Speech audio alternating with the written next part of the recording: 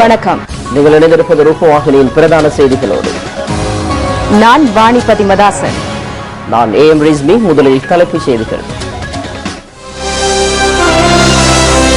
வாழ்வின் எழுச்சி திணைக்களத்தின் பொதுமக்கள் சேவை ஜனவரி 3ஆம் தேதி ஆரம்பம்.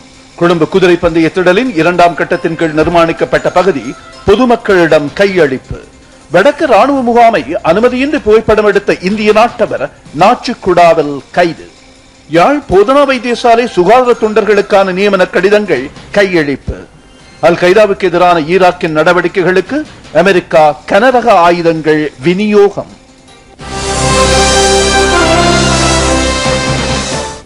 பிரதான செய்திகளில் தொடர்வது விரிவான செய்திகள். திவினகம் என்ற வாழ்வின் எழுச்சி திணைக்களத்தின் பொதுமக்கள் சேவை ஜனவரி மாதம் 3ஆம் தேதி ஆரம்பமாக உள்ளது. 18 லட்சம் குடும்பங்களைச் சேர்ந்த பொதுமக்களின் வாழ்க்கை நிலையை மேம்படுத்துவதே இதன் நோக்கமாகும். இலங்கை சமுர்த்தி அதிகார சபை, உடரட்ட அபிவிருத்தி அதிகார சபை உள்ளிட்ட 5 நிறுவனங்களை ஒன்றிணைத்து திவினகம திணைக்களம் அமைக்கப்பட்டுள்ளது. இந்த நிறுவனங்களைச் சேர்ந்த 27,000 பணியாளர்கள் திணைக்களத்தின் கீழ் அரசு சேவையில் உள்வாங்கப்பட்டுள்ளனர்.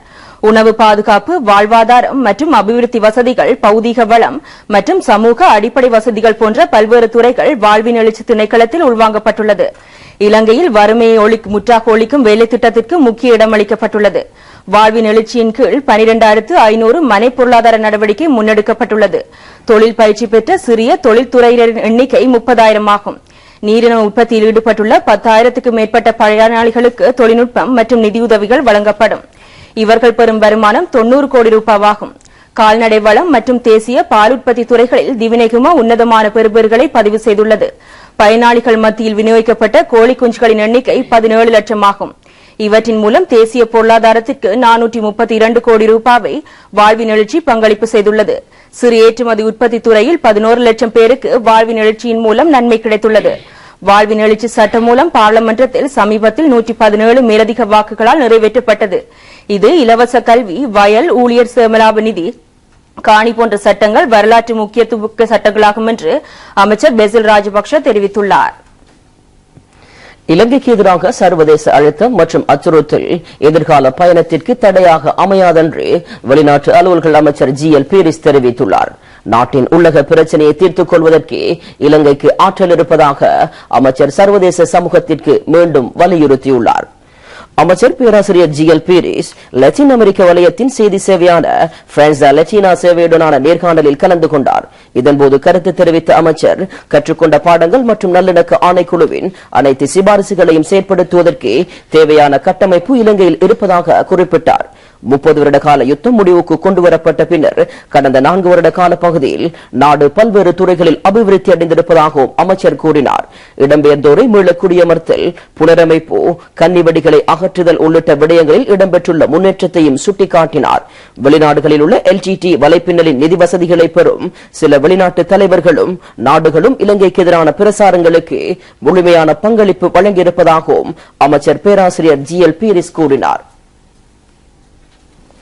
வடக்கு ராணுவ முகாமை அனுமதியின்றி புகைப்படம் எடுத்த இந்திய நாட்டைச் சேர்ந்த ஒருவர் நாச்சிக்குடாவில் கைது செய்யப்பட்டுள்ளார்.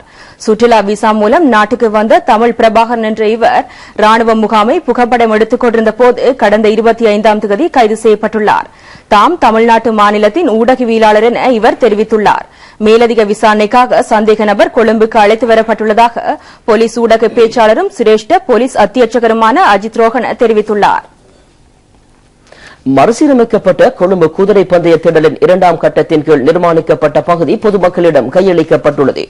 முழுமைப்படுத்தப்பட்ட அங்காடி வர்த்தக கட்டிட தொகுதி ஒன்றும் விளையாட்டு திடலும் இதற்கு உட்பட்டதாகும். சபாநாயகர் சமல் ராஜபக்சவின் தலைமையில் இது தொடர்பான வைபவம் நேற்று இடம்பெற்றது. ஆங்கிலேயரின் நிர்வாக கால பகுதியில் குதிரை பந்தயத்திற்காகவும் களியாட்ட நிகழ்ச்சிகளுக்காகவும் இந்த விளையாட்டு மைதானம் 1800ஆம் ஆண்டில் அமைக்கப்பட்டது. இது 27 ஏக்கர் நிலப்பரப்பில் அமைந்துள்ளது. 2ஆம் உலக யுத்த கால பகுதியில் ராயல் விமானப்படையின் இலக்கம் 258 மற்றும் 11வது படையணியின் ஓக ஹரிக்கன் ரக விமானங்களையும் நிறுத்தி வைப்பதற்கும் திடீர் நடவடிக்கைகளுக்காகவும் இது பயன்படுத்தப்பட்டது. 1950ஆம் ஆண்டு கால பகுதிக்கு பின்னர் நம் நாட்டில் மேற்கொள்ளப்பட்ட சட்ட திட்டங்களுக்கு அமைவாக குதிரை பந்தயம் கைவிடப்பட்டது. நீண்டகால சரித்திரத்தை கொண்டுள்ள விளையாட்டு மைதான கட்டடங்கள் சமீப காலத்தில் எதற்கும் பயன்படுத்தப்படவில்லை. உன்னதமான நகரம் ஒன்று உன்னதமான நாடு என்பதன் கீழ் அர்த்தமிக்க பொருளாதாரத்தை நோக்கிய பயணத்தின் முக்கிய சாதகம் அபிவிருத்தியும் அதன் பலன்களுமாகும். அதற்கமைவாக அரச பாதுகாப்பு மற்றும் நகர அபிவிருத்தி அமைச்சின் செயலாளர் கோட்டாபாய ராஜபக்சவின் கண்காணிப்பின் கீழ் கொழும்பு நகர அபிவிருத்தி 2011ஆம் ஆண்டு ஆரம்பிக்கப்பட்டது. இதன் கீழ் குதிரை பந்தய திடல் அபிவிருத்தி செய்யப்பட்டது. 2012ஆம் ஆண்டில் முதலாம் கட்டத்தின் கீழ் நிர்மாணிக்கப்பட்ட பகுதி திறக்கப்பட்டது. இது நகர அபிவிருத்தி அதிகார சபை முன்னெடுத்த சுதந்திர சதுக்கத்தை அடுத்துள்ள பகுதியை அபிவிருத்தி செய்யும் திட்டத்தின் 5ஆம் கட்ட பணியாகும். இலங்கை ராணுவ படையின் 6வது பொறியியல் சேவை ரெஜிமெண்ட் விமானப்படை, சிவில் பாதுகாப்பு திணைக்களம் ஆகியவற்றின் பங்களிப்பு இதற்கு வழங்கப்பட்டுள்ளது. சுகாதார தொண்டர்களுக்கான நியமன கடிதம் வழங்கும் நிகழ்வு நேற்று யாழ் போதனா வைத்தியசாலையில் வைத்தியசாலை பணிப்பாளர் பவானி பசுபதிராஜா தலைமையில் இடம்பெற்றது. இந்நிகழ்வில் பாரம்பரிய கைத்தொழில்கள் மற்றும் சிறுதொழில் அபிவிருத்தி அமைச்சர் டக்ளஸ் தேவானந்தா பிரதம அதிதியாக கலந்து கொண்டு சுகாதார தொண்டர்களுக்கான நியமன கடிதங்களை வழங்கி வைத்தார். இங்கு தற்காலிகமாக கடமையாற்றிய 80 பேர் உட்பட நேர்முக தேர்வின் மூலம் தெரிவான 88 பேர் அடங்கலாக 168 பேருக்கு நியமன கடிதங்கள் வழங்கப்பட்டன.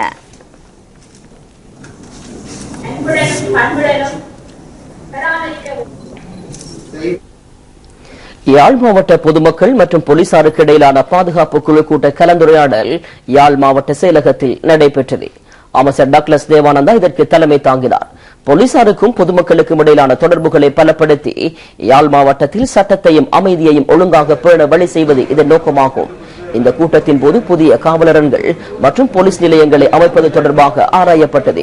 சிறுவர் மற்றும் பெண்களின் பாதுகாப்பு, இரவு நேரங்களில் இளைஞர்களின் மதுபாவனையினால் மக்களுக்கு ஏற்படும் இன்னல்கள் தொடர்பாகவும் கவனம் செலுத்தப்பட்டது. இந்த கலந்துரையாடலில் பாராளுமன்ற உறுப்பினர் சில்வஸ்டர் எலண்டின், அரசாங்க அதிபர் அருமைநாயகம், யாழ் மாநகர முதல்வர் யோகேஸ்வரி பட்குணராஜா, யாழ் மாவட்ட பிரதி போலீஸ் மா அதிபர் ரொஹான் டாஸ் உட்பட உயர் அதிகாரிகள் பலரும் கலந்து கொண்டனர். நிந்தவூர் பிரதேசத்தில் உள்ள அரசு மற்றும் சமூக சேவை நிறுவனங்களுக்கு இலத்திரனியல் உபகரணங்களையும் தளபாடங்களையும் வழங்கும் நிகழ்வு அண்மையில் நிந்தவூர் பிரதேச சபை கேட்போர் கூடத்தில் நடைபெற்றது. பாராளுமன்ற உறுப்பினர் ஃபைசல் காசிமின் நிதி ஒதுக்கீட்டிலிருந்து இதற்கான பணம் வழங்கப்பட்டது. இந்த நிகழ்விற்கு நிந்தவூர் பிரதேச செயலாளர் திருமதி ரிஃபா உம்மா ஜலீல் தலைமை தாங்கினார். சுமார் 22 லட்சம் ரூபாய் பெறுமதியான பொருட்கள் இந்த நிகழ்வின் போது வழங்கப்பட்டன. இந்த நிகழ்வில் அரசு அதிகாரிகள், பாடசாலை அதிபர்கள், பாலர் பாடசாலையின் முகாமையாளர்கள் உட்பட பலர் கலந்து கொண்டனர்.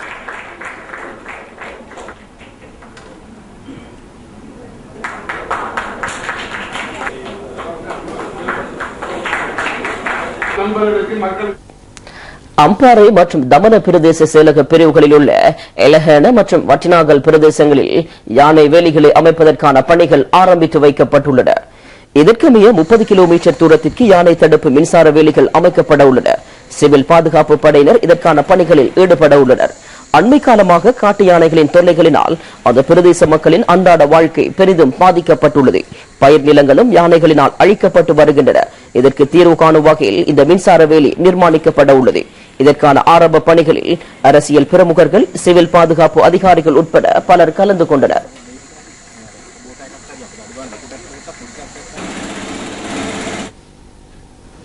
புசல்லாவ டெல்டா ஈஸ்ட் தோட்டத்திற்கான பாதையை கான்கிரீட்டிட்டு திருத்தி அமைப்பதற்கான பணிகள் ஆரம்பிக்கப்பட்டுள்ளன. அமைச்சர் ஆறுமுகம் தொண்டமானின் ஆலோசனைக்கு அமைய உடப்பலாத்த பிரதேச சபை உறுப்பினர் MSS செல்லமுத்து இதற்கான அடிக்கல்லை நாட்டினார். மத்திய மாகாண பெருந்தோட்ட உட்கட்டமைப்பு அமைச்சு இதற்கு நிதி வழங்க உள்ளது. இந்த நிகழ்வில் அரசியல் பிரமுகர்கள் மற்றும் பொதுமக்கள் உட்பட பலர் கலந்து கொண்டனர்.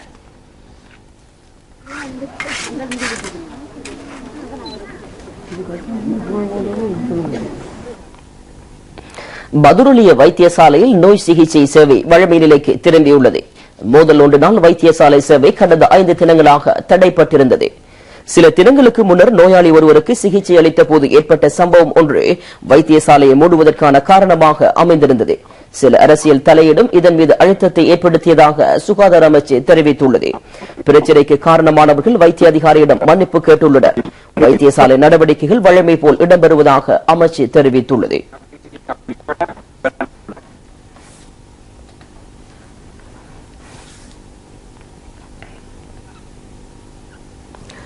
நோய் எதிர்ப்பாற்றல் குறைந்த நோயாளர்கள் எதிர்நோக்கும் கிரிப்டோகோக்கஸ் நோயை முன்கூட்டியே இனம் காண்பதற்கான பரிசோதனைகளை இலவசமாக மேற்கொள்ள பொரல மருத்துவ ஆராய்ச்சி நிறுவனம் முன்வந்துள்ளது. இந்த பரிசோதனைக்கு பெருமளவான பணம் செலவாகும் என்பதனால் அவர்களுக்கு நிவாரணமாக இந்த நடவடிக்கை எடுக்கப்பட்டுள்ளதாக சுகாதார அமைச்சு அறிவித்துள்ளது. HIV வைரஸினால் பாதிக்கப்படும் நோயாளர்கள் எய்ட்ஸ் என்ற நிலைக்கு வரும்போது அவர்கள் பலதரப்பட்ட உபாதைகளுக்கு உள்ளாகின்றனர். இவர்கள் பெரும்பாலும் கிரிப்டோகோக்கஸ் நிலைமையை அடைந்து இதனால் உயிரிழக்கின்றனர். இந்த நோயை இனம் காண்பதற்கான பரிசோதனைக்கு பெருமளவு பணம் தேவைப்படுகின்றது. இது சம்பந்தமாக தேவையான நடவடிக்கைகளை மேற்கொள்ளுமாறு சுகாதார அமைச்சர் மைத்ரிபால சிறிசேன பொரல மருத்துவ ஆய்வு நிலைய பணிப்பாளர் அனில் சம்ரநாயகவுக்கு ஆலோசனை வழங்கியிருந்தார். இதனை அடுத்து இந்த நடவடிக்கை எடுக்கப்பட்டது. லெபனானின் முன்னாள் அமைச்சரும் எதிர்க்கட்சியின் முக்கியஸ்தருமான முகமது ஷாட்டா மத்திய பெய்ரூட்டில் இடம்பெற்ற கார்குண்டு தாக்குதலில் கொல்லப்பட்டுள்ளார்.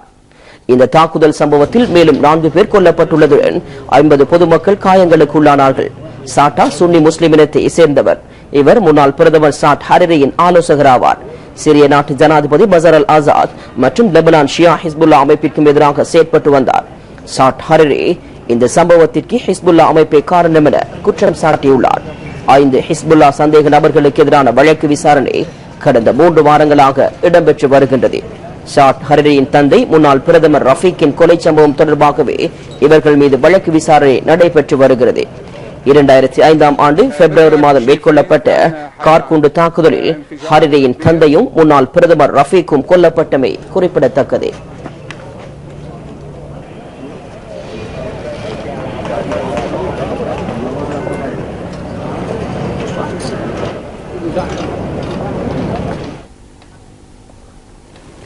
அமெரிக்கா ஈராக்கிற்கு நவீன கனரக ஆயுதங்களையும் கண்காணிப்பு உபகரணங்களையும் வழங்கியுள்ளது. அல் கைதா போராளிகளுக்கு எதிராக இடம்பெறும் தாக்குதல்களை பலப்படுத்துவது இதன் நோக்கமாகும். விமானத்திலிருந்து தரையை நோக்கி ஏவக்கூடிய ஹெல்ஃபயர் என்றழைக்கப்படும் 75 ஏவுகணைகள் ஈராக்கிற்கு அனுப்பப்பட்டதாக வாஷிங்டன் தெரிவித்துள்ளது. விமானிகள் இல்லாத ஸ்கேன் ஈகல் கண்காணிப்பு ட்ரோனோ விமானங்களும் ஈராக்கிற்கு அனுப்பி வைக்கப்பட்டுள்ளதாக அமெரிக்கா தெரிவித்துள்ளது. மீண்டும் தலைதூக்கி வரும் அல் கைதா போராளிகளின் நடவடிக்கைகளை கட்டுப்படுத்துவது இதன் நோக்கமாகும். சிரிய யுத்தம் காரணமாக இந்த நிலைமை மேலும் தீவிரமடைந்துள்ளது. இதேவேளை அல் கைதா அமைப்பு நத்தார் தினத்தன்று கிறிஸ்தவ புனித ஆலயங்களை இலக்காக கொண்டு மேற்கொண்ட பயங்கரவாத தாக்குதல்களில் சுமார் 35 பேர் இறந்துள்ளனர்.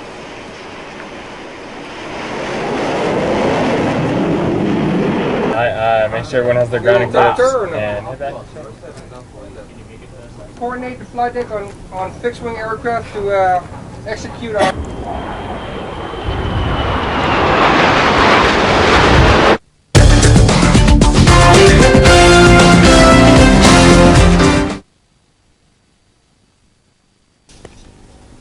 தொடர்பான விளையாட்டுச் செய்திகள். முதலில் இலங்கை பாகிஸ்தான் சம்பந்தமான செய்தி ஒன்று. இலங்கை பாகிஸ்தான் அணிகளுக்கு இடையிலான 5 ஒருநாள் சர்வதேச கிரிக்கெட் போட்டித் தொடரின் இறுதிப் போட்டி தற்போது அபுதாபியில் உள்ள ஷேக் சயிட் சர்வதேச விளையாட்டு மைதானத்தில் நடைபெற்று வருகிறது. நாணய சுழற்சியில் வெற்றி பெற்ற பாகிஸ்தான் அணி முதலில் துடுப்படுத்தாடி வருகிறது. சற்று முன்னர் வரை பாகிஸ்தான் அணி 38.2 ஓவர்கள் நிறைவில் 5 விக்கெட் இழப்பிற்கு 169 ஓட்டங்களை பெற்றுள்ளது. இந்த போட்டித் தொடரில் பாகிஸ்தான் அணி 3-1 என்ற கணக்கில் முன்னணியில் உள்ளது. ஆஷஸ் வெற்றிக்கிண்ண கிரிக்கெட் போட்டித் தொடரின் 4வது டெஸ்ட் கிரிக்கெட் போட்டியின் 2ஆம் நாள் இன்றாகும். இன்றைய ஆட்ட நிறைவின் போது ஆஸ்திரேலியா முதலாவது இன்னிங்ஸிற்காக 73.3 ஓவர்களில் 9 விக்கெட்டுகளை இழந்து 164 ஓட்டங்களை பெற்றது. நாணய சுழற்சியில் வெற்றி பெற்ற ஆஸ்திரேலிய அணி இங்கிலாந்து அணியை முதலில் துடுப்படுத்தாடுமாறு அழைப்பு விடுத்தது. இங்கிலாந்து அணி முதலாவது இன்னிங்ஸிற்காக 225 ஓட்டங்களை பெற்றது. கெவின் பீட்டர்சன் 21 ஓட்டங்களை பெற்றார். மிச்சல் ஜான்சன் 63 ஓட்டங்களுக்கு 5 விக்கெட்டுகளை கைப்பற்றினார். ஆஸ்திரேலியாவின் முதலாவது இன்னிங்ஸின் போது கிறிஸ் ரோஜர்ஸ் 61 ஓட்டங்களை பெற்றார். பிராடி ஹார்டின் ஆட்டமிழக்காது 43 ஓட்டங்களை பெற்றார். ஜேம்ஸ் ஆண்டர்சனும் ஸ்டுவர்டும் தலா 3 விக்கெட்டுகள் வீதம் கைப்பற்றினார்கள். போட்டியை காண்பதற்காக 1 லட்சத்திற்கும் மேற்பட்ட ரசிகர்கள் வந்திருந்தனர். நாளை போட்டியின் 3வது தினமாகும். What a let off.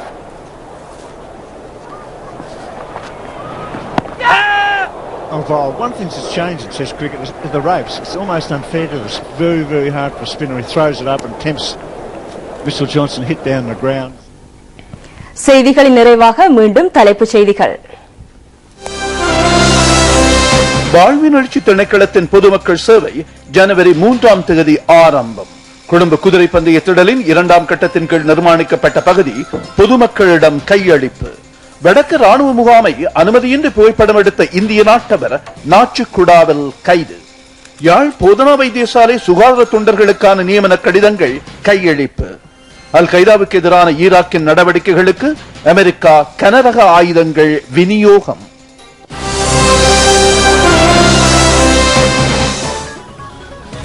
இத்துடன் ரூபவாகினியின் பிரதான செய்திகள் நிறைவடைகின்றன. வணக்கம்.